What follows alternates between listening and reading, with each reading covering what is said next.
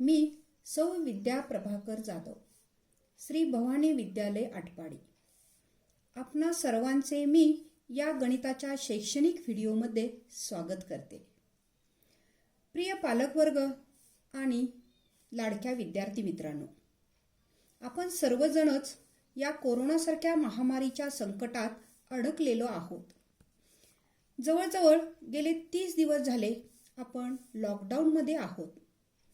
आमच्या लाडक्या विद्यार्थी वर्गाशी आमचा कॉन्टॅक्ट नाही, भेट नाही, त्यांच्याशी कसलीही चर्चा नाही.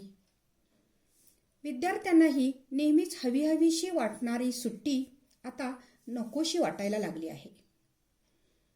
पालकांनाही आपल्या पाल्याच्या शैक्षणिक काळजी वाटायला लागली आहे. यातूनच नवीन काहीतरी म्हणून 10वीच्या विद्यार्थ्यांसाठी गणित भाग 1चे काही प्रकरणाचे व्हिडिओ मी तयार केले आहेत. यातून मुलांना फार काही सखोल असं मिळेल असं नाही, कारण याची मुलांना सवय नाही. परंतु 10वीच्या अभ्यासक्रमाची ओळख व्हावी म्हणून हा एक छोटासा प्रयत्न केला आहे. चला तर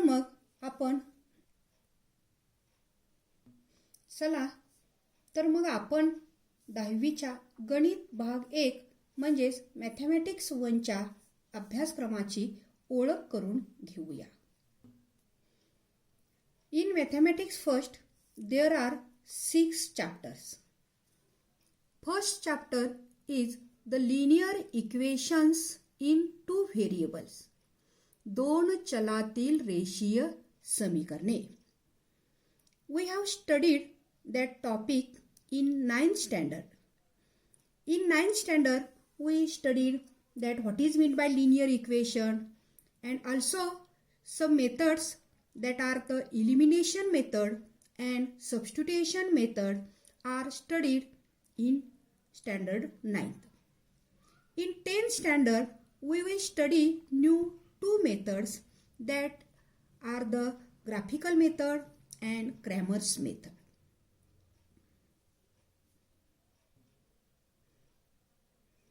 Second chapter is the quadratic equation. वर्ग समीकरणे. It is also known to us. We know that how to find the factors of quadratic trinomial. This topic, quadratic equation, is based on that quadratic trinomial. In third chapter, our third chapter is the arithmetic progression. अंकगणितीय श्रेणी. आता हा topic जो आहे हा यावर्षीच आपल्याला नव्यानं अभ्यासक्रमात आहे, म्हणजे मागच्या इयत्तेशी त्याचा फार काही असा संबंध येत नाही. Fourth chapter is the financial planning, that is the अर्थनियोजन. 9वीच्या इयत्तेमध्ये अर्थनियोजन हा टॉपिक आपल्याला झालेला आहे. त्याचा पुढील भाग आपण यावर्षी 10वीच्या अभ्यासक्रमात अभ्यासणार आहोत. Fifth chapter that is the probability means संभाव्यता. This topic is based on the 9th standard topic that is the set. हा जो टॉपिक आहे प्रोबॅबिलिटी अतिशय सोपा असा टॉपिक आहे आणि सर्व मुलांना आवडणारा असा हा भाग आहे. Last chapter that is the 6th statistics, सांख्यिकी. In 9th standard mean, mode, median या ज्या कन्सेप्ट आहेत ह्या आपल्याला 9वीमध्येच परिचयाच्या झालेल्या आहेत.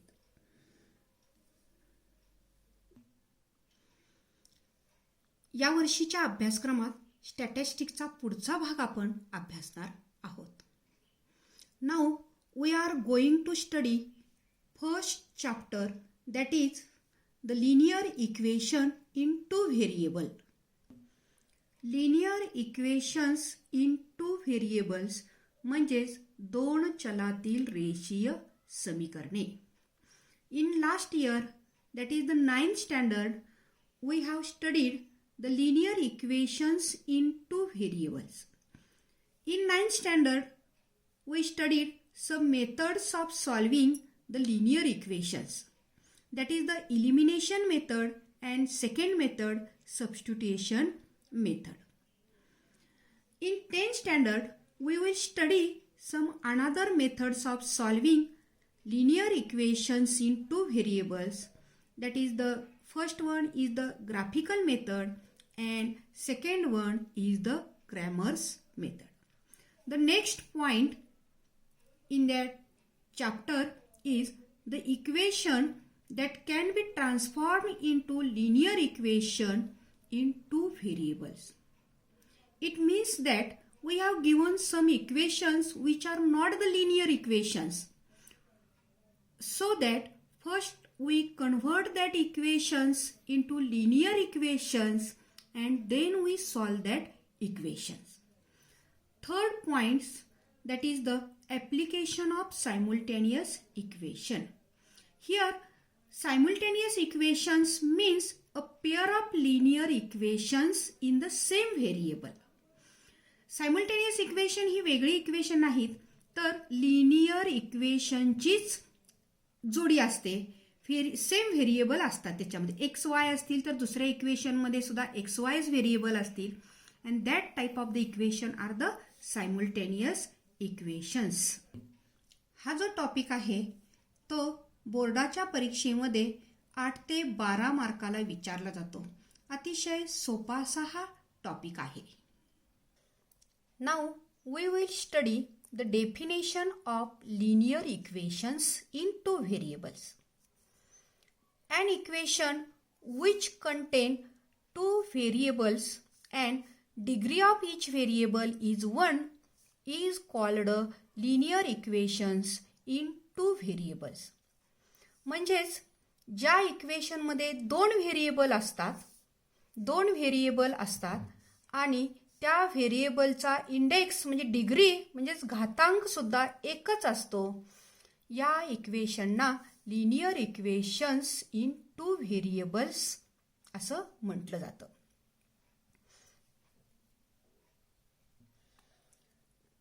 या इक्वेशनना लिनियर इक्वेशन असं का म्हटलं जातं, तर या इक्वेशनचा जर आपण ग्राफवरती आलेख काढला तर तो ग्राफ हा स्ट्रेट लाईन असा येतो, म्हणजे सरळ रेषा येते आणि म्हणूनच त्याला रेषीय समीकरणे असे म्हणतात.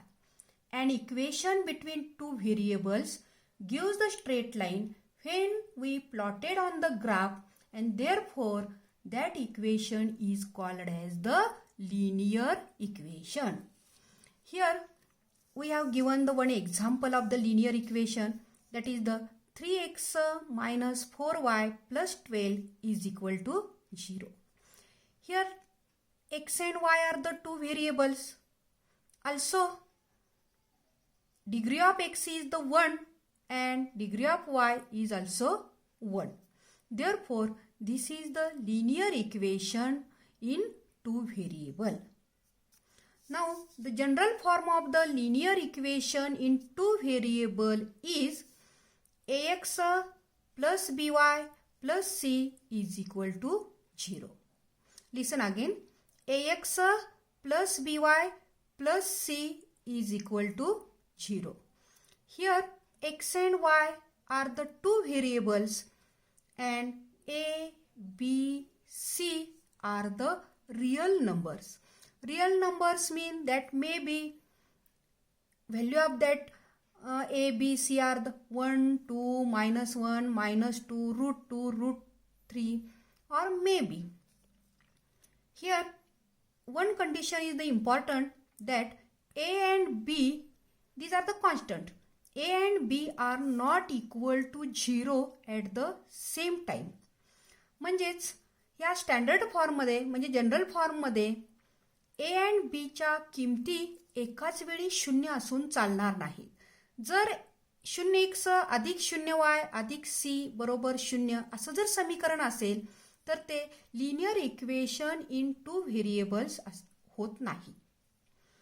Therefore here most important condition is that for identifying that linear equation is that A and B are not equal to 0 at the same time. हे महत्त्वाचं लक्षात ठेवायचं. याच्यावरनच आपण ही जी कंडिशन आहे महत्त्वाची, या कंडिशनवरनच आपण हे लिनियर इक्वेशन आहे की नाही ते आयडेंटिफाय करणार आहे. Here we have given one activity. Here we have given that the some equations and is that equation is a linear equation in two variable. आपल्याला आयडेंटिफाय करायचं आहे की ही दिलेली इक्वेशन लिनियर इक्वेशन आहेत का हे बघायचं आहे.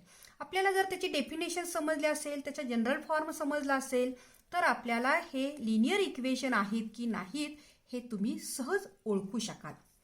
पहिला आपल्याला दिलेला आहे 4m plus 3n is equal to 12. This equation is the linear or not? इथं जरा लक्षपूर्वक बघायचं आहे. 4m अधिक 3n बरोबर 12. But in our standard form, that is the general form, ax plus by plus c is equal to 0. But here in this equation, c is here. C हा बरोबर चिन्हाच्या उजवीकडे दिलेला आहे. जर आपण हे इक्वेशन स्टँडर्ड फॉर्ममध्ये मांडायचं म्हटलं तर हे असं येणार 4m plus 3n minus 12 is equal to 0.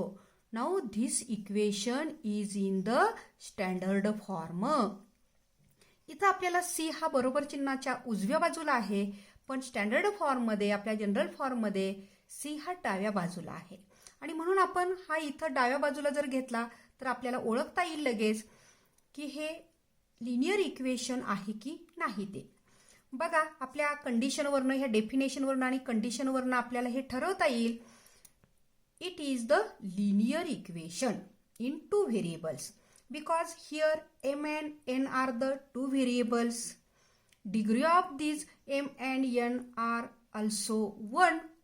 Therefore this and also value of the a and b, a is equal to 4, b is equal to 3. Value of a and b are not 0. Therefore this is the linear equation.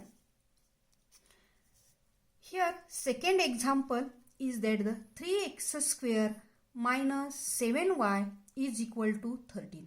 Is that equation is the linear or not? No. It is not linear equations in two variables.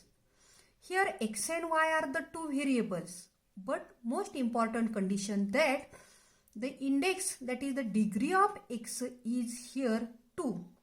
And in our definition of linear equation, degree of each variable is the 1. Therefore, this is not linear equation in two variable. Third example, that is third equation is root 2x minus root 5y is equal to 60. Is this equation is the linear equation? Yes. This is also linear equation because here are the two variables x and y. Degree of x is the 1, degree of y is 1. A is equal to root 2 and b is equal to root 5. A and b are not equal to 0.